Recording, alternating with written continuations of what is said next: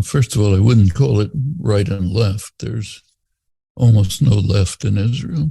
What there was a strong left. It's very marginal, almost disappeared. There is a struggle going on between the more secular, moderately liberal Jewish society of Israel and another sector in Israel, which is probably the majority. It's can't write them off.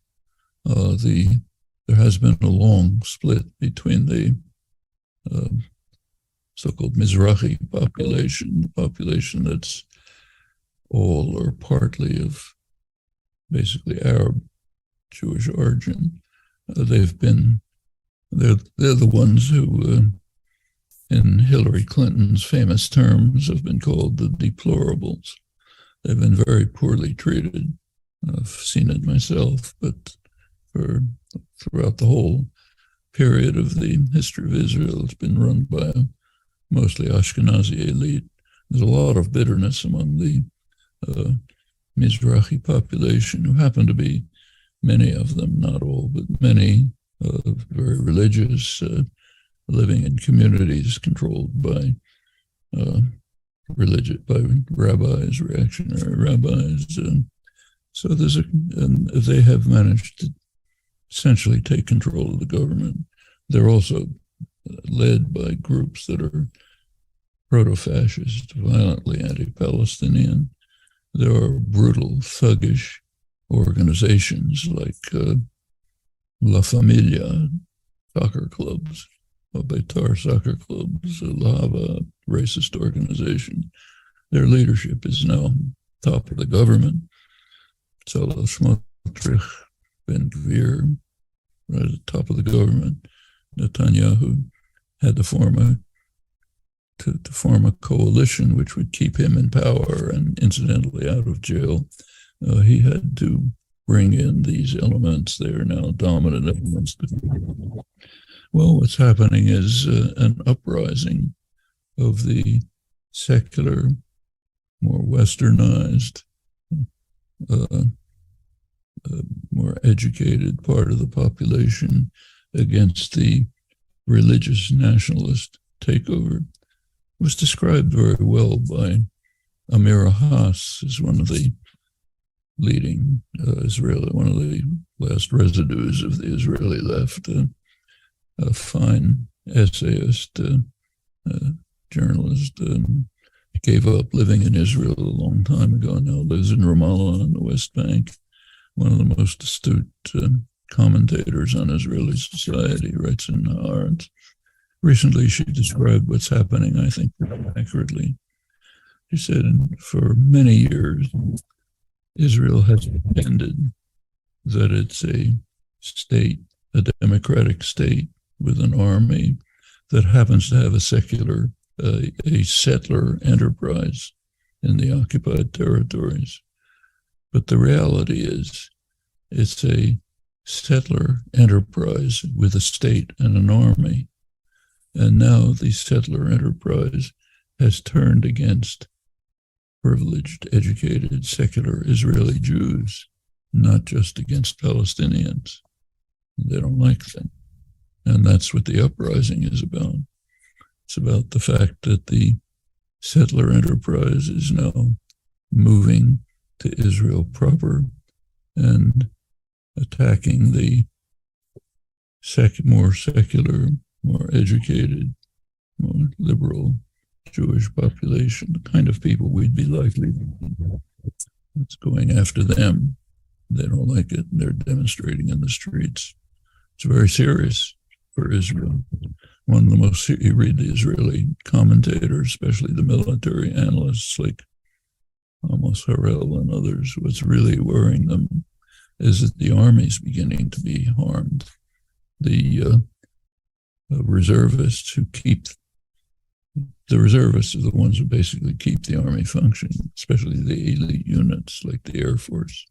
Reservists come for regular training. They're the backbone of the Air Force's other elite units. Lots of them are just refusing to go for training. They don't want this to happen to the Israeli society. And they have another concern, a direct concern, which they're voicing. As long as Israel can present itself as being, to the West, as being a democratic society with a judicial system, as long as it can present itself that way, they are immune to international investigation.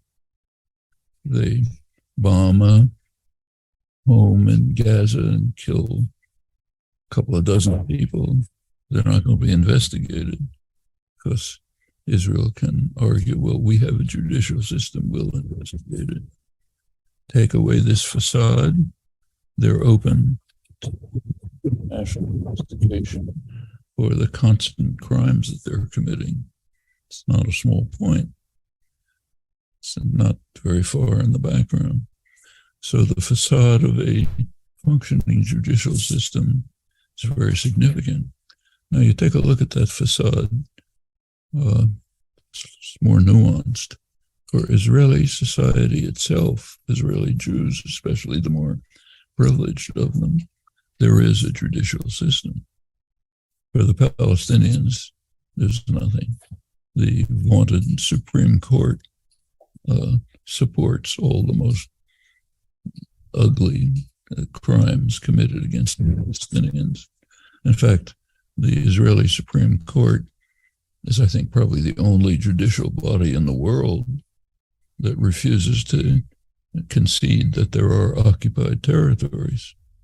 The official Israeli line is there's no occupied territories, just administered territories. It's a military administration, it's not occupied. And nobody accepts that. Even the United States never accepted that. And certainly international institutions don't accept it. But the Israeli Supreme Court accepted it, which allowed them to support the settlement activities, destruction of villages, building of a kind of a greater Israel, incorporating much of the occupied territories within Israel. Occasionally they'll oppose some action, but symbolic mostly. They basically approve it. So for the Palestinians, there's no judicial authorities. Well, now it's coming home to secular Israelis too, that the religious nationalist majority in the parliament, which has taken over the parliament, the Knesset, can undermine the judiciary that works for them. They don't like it. We could think of analogies in the United States easily, not exact, but similar.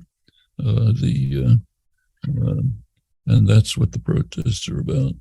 As Amira Haas put it, the settler enterprise, which basically runs the society, is now moving to Israel proper and imposing itself on the privileged, educated, westernized elite.